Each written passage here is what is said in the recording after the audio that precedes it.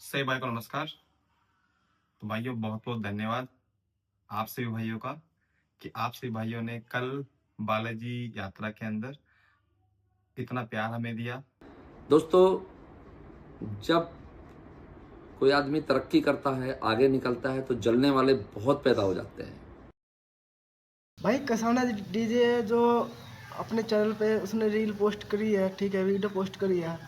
उसमें जैसा कि तुम जानते हो, जिस भाई ने लाइव देखा है डीजे बजता हुआ कंपटीशन कसाना vs सगुन का, तो भाई इसमें सगुन डीजे ही जीतता होता है। ओनली सिर्फ कसाना डीजे माइकिंग कर रहा था, माइकिंग में बोल रहा था कि ये है वो है, ठीक है, बकचोदी मतलब की। सगुन डीजे ने ओपन चैलेंज दे दिया है कि भाई तुम टाटा अपने टाटा में जितना माल लाते हो उतना माल टाटा में ले आओ, ठीक है, और उसके बाद हम भी अपना माल ले आएंगे इतना, ठीक है। चाहे तुम कंपटीशन पब्लिक में कर लो या अपना 4 आदमी बुला के कर लो, ठीक है।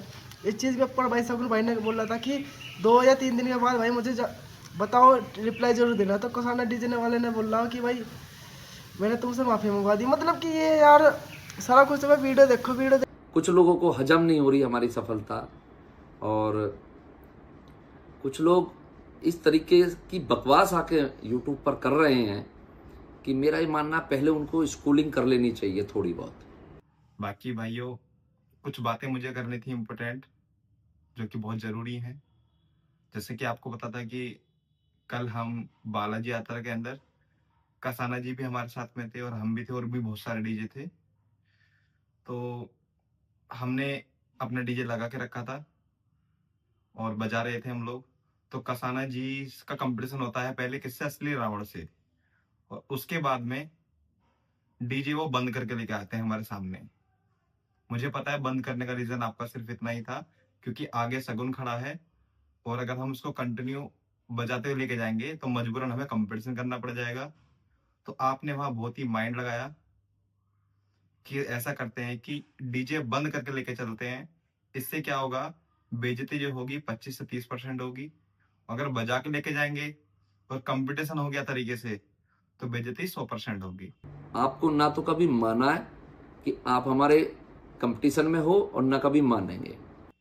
तो उसमें वो आपने बहुत अच्छा किया कंपटीशन ना करके, राइट। और फिर उसके बावजूद आगे चलते हैं।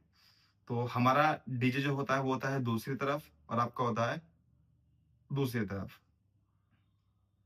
तो इसमें क्या होता है कि डीजे बजते ही चल रहे होते हैं और आपके बज रहा होता है, अचानक से आपकी माइकिंग स्टार्ट हो जाती है। और जैसे कि सभी को वहां पर पता थी, मुझे कहने की जरूरत नहीं है किसका डीजे ने कैसा परफॉर्मेंस किया, पहली बात तो वह पुलिस सेटअप बजने ही नहीं दे रही थी। क्योंकि हम कभी अपनी तारीफ खुद से नहीं करते।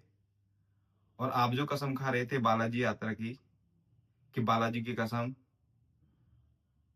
आप इतनी कसम क्यों खाते हो?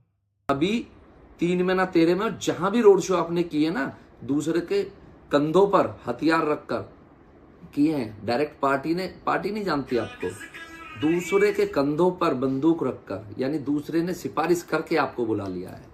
और आप बंद सेटअप ले जाने की बात कर रहे हो ना, तो पेट्रोल पंप से निकला, रावण से कंपटीशन हुआ, उसके बाद पार्टी वहां से सेटअप बंद इसलिए लेके गई थी क्योंकि उनको सेटअप अंदर लेके जाना था, और पुलिस ने यह कहा था कि सेटअप बंद लेके जाओ, चलाना नहीं है।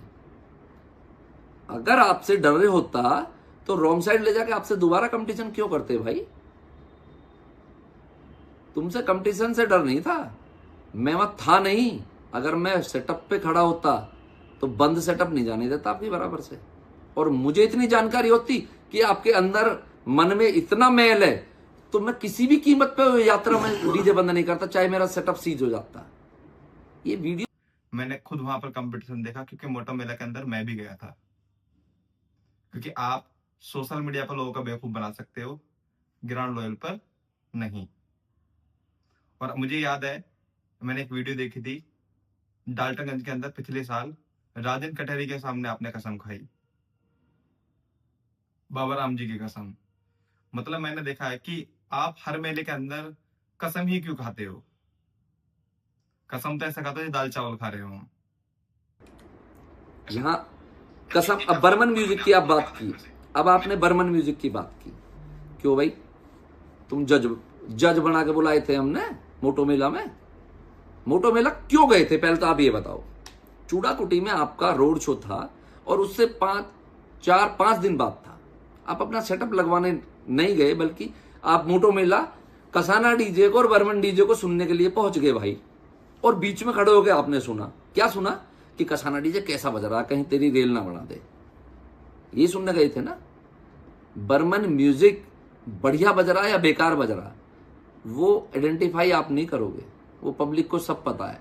और अगर मैं कसम खा रहा था ना, तो कुछ ना कुछ बात थी जो मैं कसम खा रहा था। और रही बात आपकी कि मैंने लाइव सुना चूड़ाकुटी में, मोटो मेले की बात करो पहले। चूड़ाकुटी में तो मेरा उसका आमना सामने हुआ, मुझे पता ही नहीं है वो वहां सेटअप था। वहां तो पावर म्यूजिक खड़ा था तिराहे पर और आपका सेटअप खड़ा था। बर्मन कहाँ था भाई? बर्मन वहां से कम 1 किलोमीटर की दूरी पे था। तो बर्मन जब इतना बढ़िया बज रहा था, आपको अपने वाइब्रेशन पे इतना कॉन्फिडेंस है, वाइब्रेशन किंग हो, तो बर्मन से कंपटीशन करने जाते ना। क्यों नहीं किया बर्मन से कंपटीशन? तो कसाना जी ऐसे कसम मत खाया करो।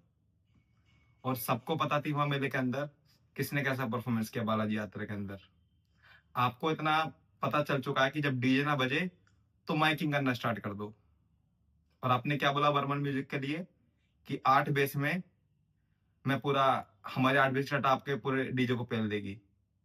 वो बर्मन म्यूजिक है। बर्मन म्यूजिक मैंने लाइव सुना है, वो इतना दमदार सेटअप बजा रहा था ना। अगर आपसे कंपटीशन उसका हो जाता चूड़ाकुटी के अंदर, उस डीजे ने आपका पूरी रात वेट किया और हमने खुद 6 बजे तक आपका वेट किया।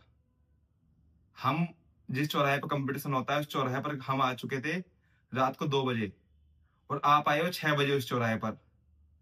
मुझे पता है अगर आप पहले आ जाते तो कंपटीशन हो जाता। तो इसलिए आपने दिमाग क्या लगाया, बीच में फंसने का दिमाग लगाया कि डीजे पीछे फंस गया था, आने की दिक्कत। मोहित तालियान भी इस बात का गवाह है, वो भी आपने भेजा था मेरे पास। सामान नहीं है, चल प्रोडक्शन हाउस वाले बन रहे हैं। कंपटीशन की बात, एक चैलेंज और दिया था 1 महीने 1.5 महीने पहले तुमने। हमारे एक छोटा भाई शहजाद है, दम है ना, तो कंपटीशन करके दिखा। कितने दिन हो गए कंपटीशन का चैलेंज करे हुए? ऐसी 2-3 दिन का कंपटीशन का चैलेंज दिया था कि गाड़ी अपनी लिया उसकी लिया। चलो नहीं हो पाया तुम्हारा कंपटीशन, कहीं ना वो आया, चाहे वो ना आया या तुम ना आए।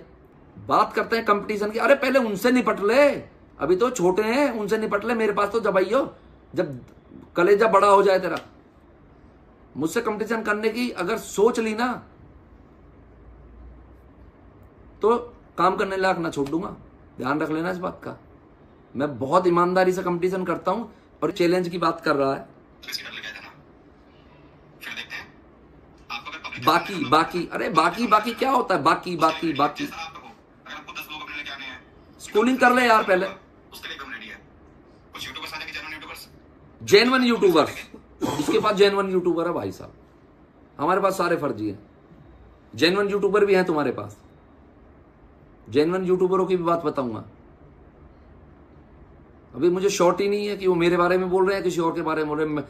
कमेंट तो मैं पढ़ रहा था मेरे बारे में आ रहे हैं, लेकिन अगर प्रूफ हो गया ना कि मेरे बारे में ही बोल रहा है, तो जेन्युइन यूट्यूबर की भी जो ना इलाज ही कर दूंगा।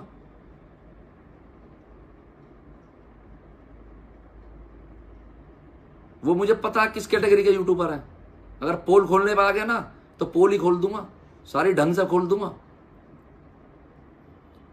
और हमारे इंतजार में अगर आप बैठे थे कंपटीशन करने के लिए, तो जब हमारी गाड़ी फंस गई थी ना, तो लगातार 4 घंटे हाथ जोड़कर भगवान से प्रार्थना करते रहे किसी तरीके से कसाना डीजे फंसा रहे, तिराहे तक ना पहुंच जाए। लेकिन मेरी आंखों में जो ना, क्या बोल, शब्द बहुत खतरनाक है, बोल दूं तो मतलब बहुत बदतमीज नहीं हूं मैं मान सम्मान करना जानता हूं। आपने मना कर दिया ना सेटअप बजाने के लिए कि हम दोनों भाई भाई हैं, एक ही जगह से आए हैं, दूर आए हैं, कंपटीशन नहीं करना है, तो मेरे भाई मन में मेल नहीं था ना, तुमसे कोई कंपटीशन की भावना रखी थी मैंने।